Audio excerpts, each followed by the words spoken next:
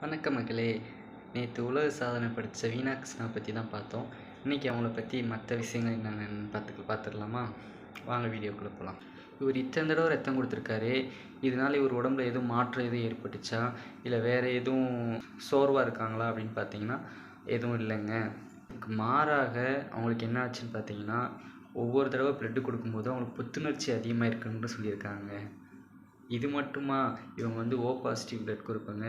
நான் ப்ளட்டு மட்டும் கொடுக்குறாங்கன்னு சொல்லி நம்ம பெருமைப்பட்டுட்டு இருக்கிற நேரத்தில் ஷாக் கொடுக்குற மாதிரி இன்னொரு விஷயம் என்ன பண்ணியிருக்காங்க பார்த்தீங்கன்னா, அவங்க அப்பாவுக்கு சிறுநீரக கோளாறு இருந்திருக்குங்க.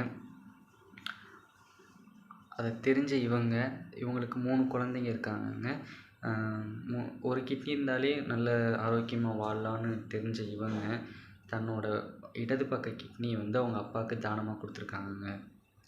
இது மாதிரி எத்தனை பேர் நம்ம செய்வோம்? ரத்த தானம், சிறுநீரக தானம், இது மட்டும் இல்லாமல் தான் இறந்ததுக்கப்புறம் கண் ஆராய்ச்சி பண்ணுறதுக்காக கண் தானம், உடல் தானம் எல்லாமே பண்ணியிருக்காங்கங்க.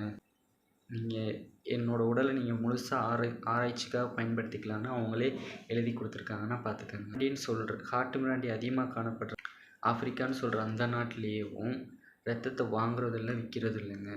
ஆனால் நாகரிகம்னு சொல்லிகிட்டு இருக்கிற நம்ம நாட்டில் ரத்தத்தை வாங்குறதும் விற்கிறதுமா தாங்க பொழப்பா ஓடிட்டுருக்குது.